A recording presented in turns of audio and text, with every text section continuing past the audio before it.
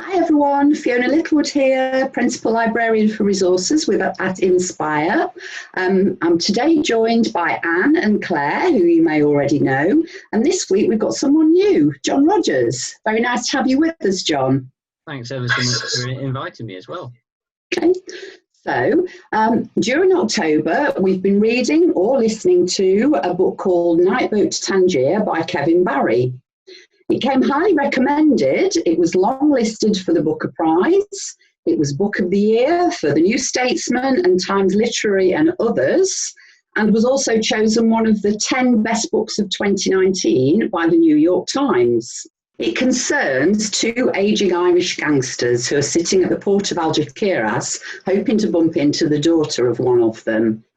In many ways, it seems like a very grim novel, and when I started reading it or listening, and I listened to it as well, I really wondered how many people would take to this.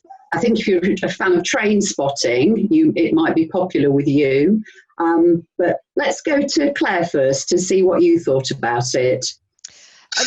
I understand the Train Spotting reference, and it is full of language, as my nan would have said, but as well as lots of swearing. The language itself, I think, is absolutely stunning. I mean, I just kept writing things down. I've got a whole load of a whole page worth of the most beautiful phrases.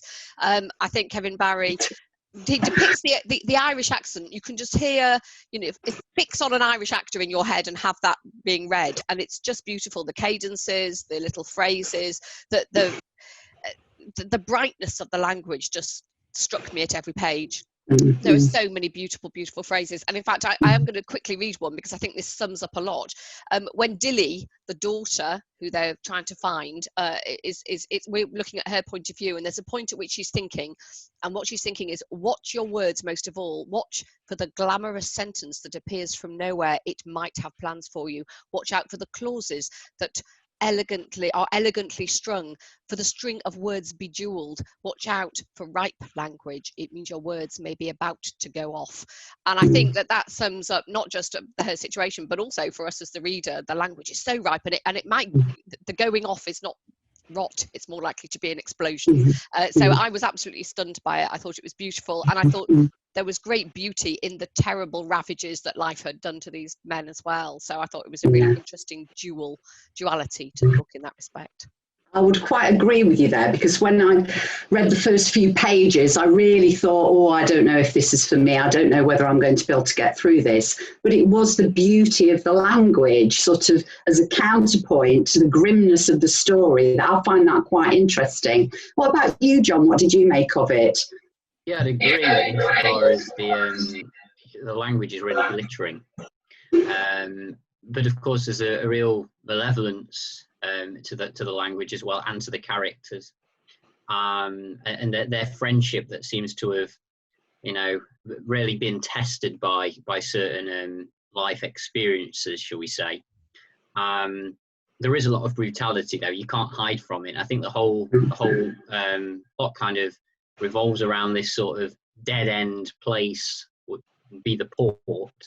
And kind of the disconnect of maybe their lives, and maybe if they're trying to establish any meaning out of all the sort of cruelty that they've inflicted on other people. And I laugh there because the characters, for as terrible as they are, I think as we start to see their relationship develop over the story, there is some real bathos sort of that comes in and amongst it. So I think this story is very much about the characters for me.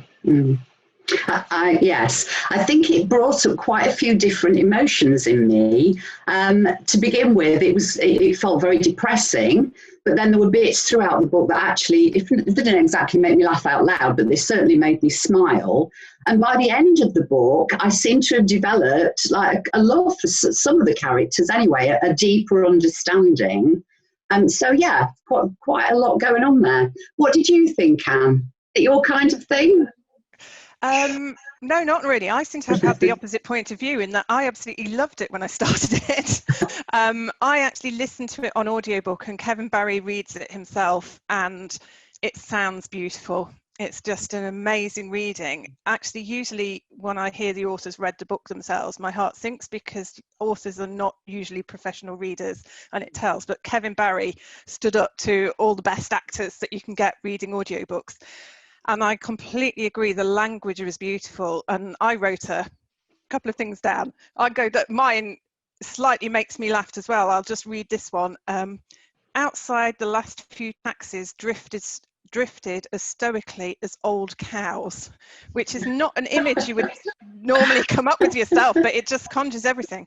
So I absolutely loved the language, and I enjoyed it at the beginning, but by the end I was kind of, it was just relentlessly miserable. So Yeah. by the end, I had got quite worn down by it. It seems to be the other people are the other way round, and you disliked it to begin with and then was drawn in, and I loved it to begin with and then was kind of like a bit oof by the end. But I do agree, fantastic writing, just not personally my taste. Mm-hmm. I think this one has probably got a smaller audience than some of the other things that we've chosen, but we like a bit of variety.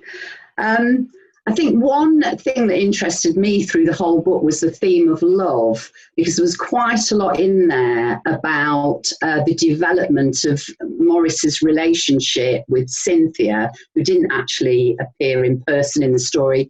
I won't say what happened to her. But yeah, so that was quite interesting, and the breakdown of that relationship. And also the it's kind of an ambivalent relationship that he had with Charlie. They had been lifelong friends, but there had definitely been ups and downs in that relationship. Yet there they were. I think they were both in their 50s at the time the novel takes place. And they were sort of reminiscing about the things that had gone on through their past.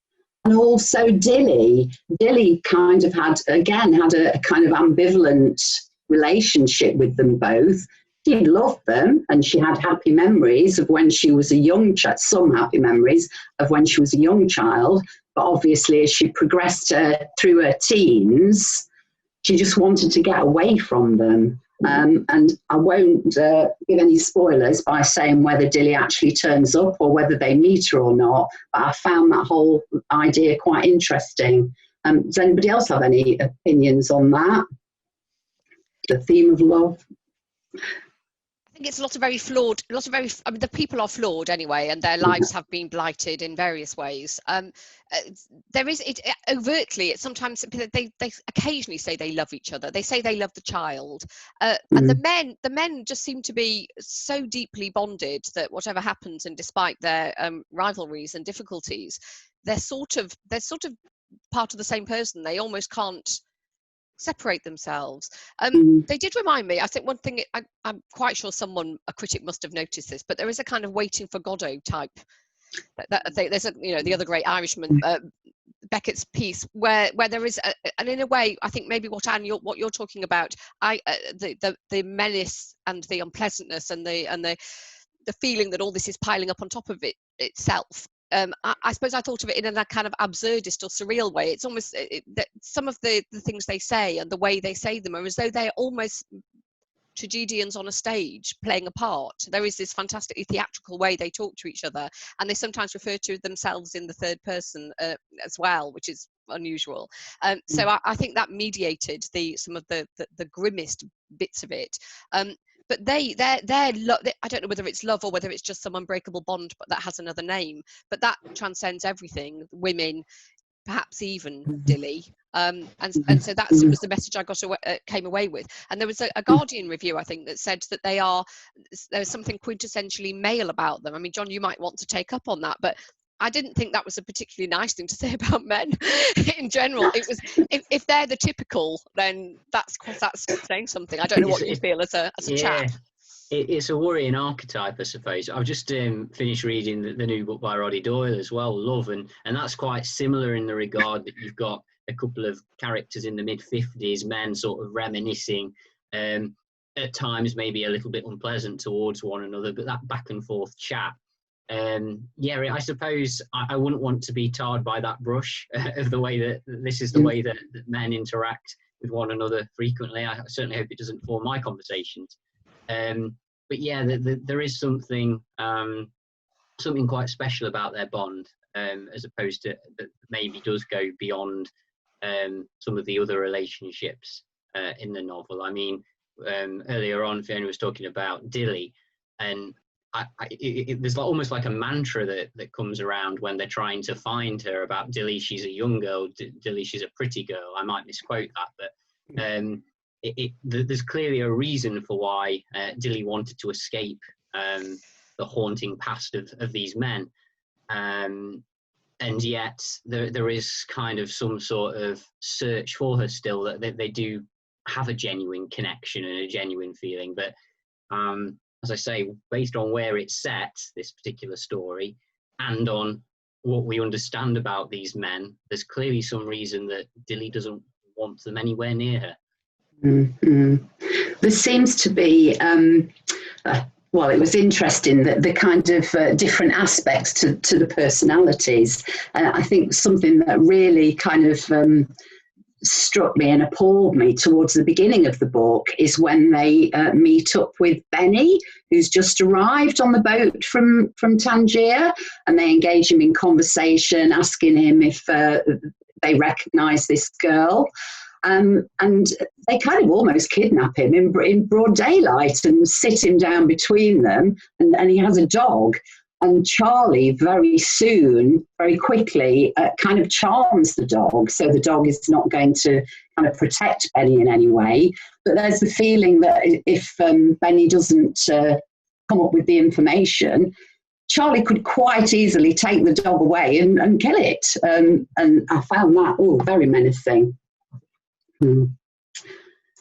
I think the sense of menace in that scene at the moment, we see them and they're just a couple of old chaps having a chat, and they're a bit eccentric and they're referring to an interesting past life. But then at those points, it really does build up this sense of menace, and this young, strong man with a dog is bamboozled and then eventually extremely scared by these two older men. And it's just a little hint back to their kind of background and what they've been dealing with.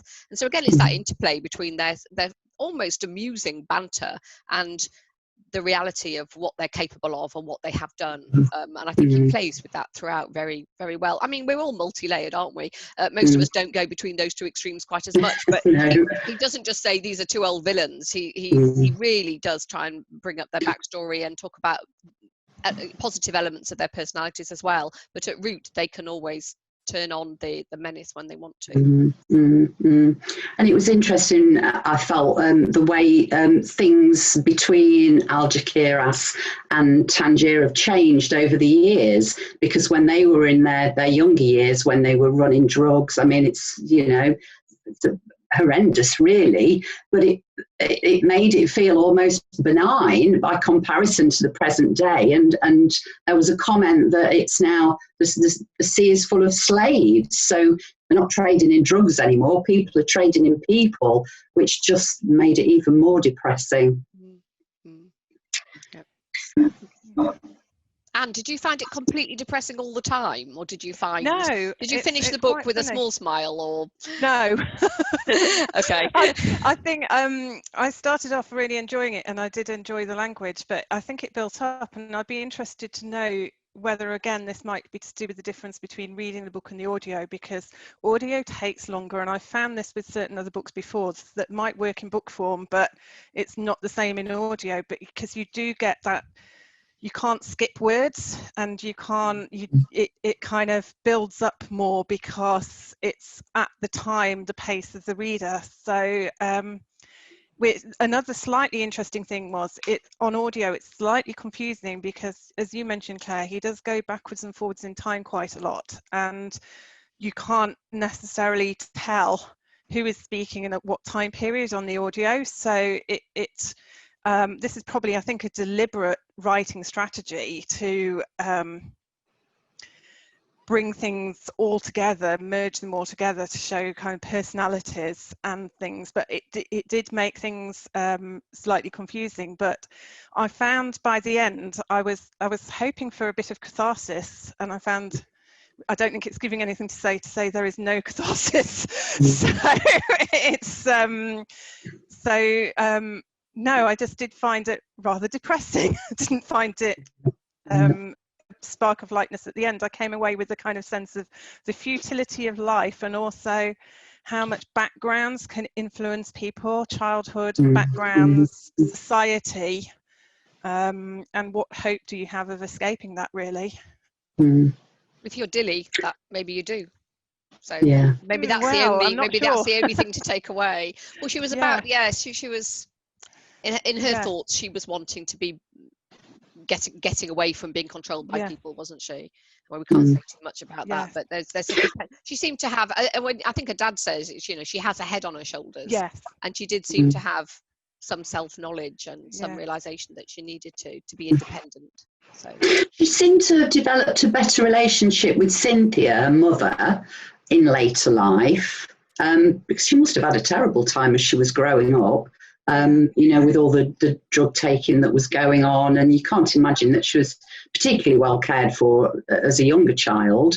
But there seemed to, in the later parts of the novel where Cynthia was mentioned, they seem to have achieved quite a good relationship. But Cynthia also warned her against the two men, although Cynthia has at one time or another been involved with both of them. So they obviously did have some pull and some charm in their way. Yeah, I think they're both very charming personalities. You could see that's why they can be so good at menace, because they're kind of controlling. They can change the mood, and they've got quite a lot of power, both of them. There was a lovely thing about Charlie. Charlie paced the room like a single human shriek made flesh and bone. And I mean, that's incredible. And you can just, because you talk about him, the needle of a man, the long, thin man, a very clear sense. And, needles puncture, and he's all pent up, and he has all sorts of rage and emotion pent up in him, but he's controlling it through his words and his gestures, like you're saying with the young man Benny. And so there's something very dangerous there, which is not going to be dissipated, even if whether or not they find Dilly. What difference is that going to make to their relationship or to their lives, really? What do they want her for? Never quite clear. It's intriguing. Must admit, sorry, John. I was just going to say, it's intriguing how Anne was saying earlier on that it's difficult to distinguish, either time period or who the character is when they're speaking. And I'm just picking up on Claire's point as well. It's almost as though stylistically, when you're reading the book, because there's no marcation for speech, it's almost as though the two characters are sliding between identities, between one another. That they are one and the same, and yet they are remarkably different and drawn by Barry at the same time. I found that quite confusing at the beginning, because it's not always that clear who said a particular line.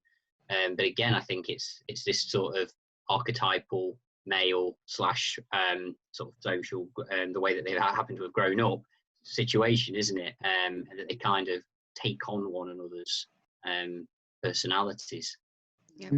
There is a mental health aspect as well, of course, because Morris's father had lots of mental health problems that some of which were then also suffered by his son. I mean, and there's depression, and they both end up being treated for depression. So again, it's not a massive part of the book, but that's again, I think the writer is saying, yes, there's all this banter, and they seem to be in control in some respects, but in other ways they are very, very damaged, and their minds are shot not just with the drugs and the lives they've led, but also because they're depressive, and they have illness, really.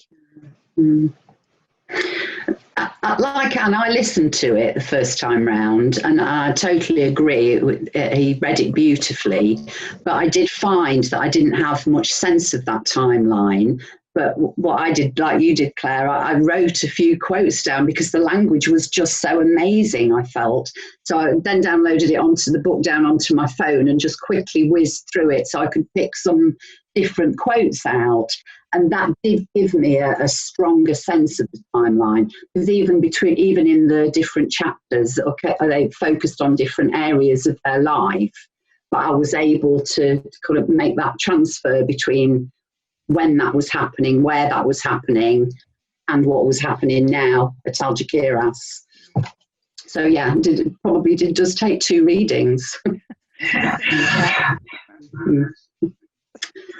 Anyone else got anything that they want to say about it?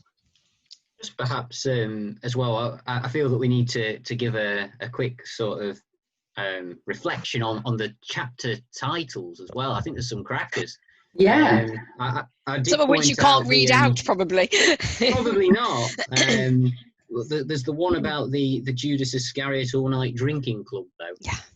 And that's set in Cork, and again, this whole idea of a pub and this communal setting, and everybody watching one another, everyone knowing what's going off in the local town and city, sort of thing. Paired again with this idea of betrayal. I thought it was quite remarkable. But yeah, there's a good number there. But I suppose in the book, just because you've got that little mark underneath that says Cork, whatever year, the sense of time is a little bit easier to follow, I think. Yeah, I agree. Experienced with the audiobook.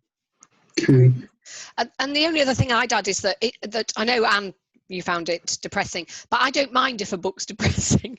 If you don't mind a book, not filling you with joy, then that's fine. I think there were joyful bits in it, because there were some amazing things. It was things like the sunsets were biblical. There's lots of little phrases that have just stuck with me. So if you're expecting to, it's not a cozy, gentle read. It is quite challenging. It doesn't come to a neat conclusion about anything, but I'm quite happy with that, and I'm glad to have gone along with the ride. For the ride. I mean, Maurice and Charlie are not characters I particularly like to meet in real life, but I love reading about them and spending that chunk of time with them. What about you, John? Are you glad you've read it? Absolutely. It's more, to be honest, it is more down my street. Not to suggest that I like reading sort of terminal things here that fill me with a grief, etc. But I just really enjoy character-driven stories and character-driven narration. And I feel that if anybody does enjoy that kind of thing, and particularly writing about Ireland as well, then they'll find quite a lot to enjoy in this book. Any final thoughts, Sam? I am actually glad I've read it, because I think it's good to read different types of things. I don't think I would read another by him, though. No. I think the audience for it will be smaller, and I think if you're offended by strong language and sex and drug references, it's probably not going to be the book for you. I think for our more literary audience, I think that many people will enjoy it in the way that we have enjoyed reading it. But I would probably advise that anyone who's thinking of reading it might read some reviews first to find out exactly what it is that they're going to be reading about, and make a judgment on whether they think it's going to be a suitable book for them or not. Thank you, everyone, for all your views. It's certainly been an interesting one. We're nothing if not diverse, aren't we? Hopefully we'll choose something quite different next time, as we always do. And thank you for joining us. Bye. Bye. Bye. Bye.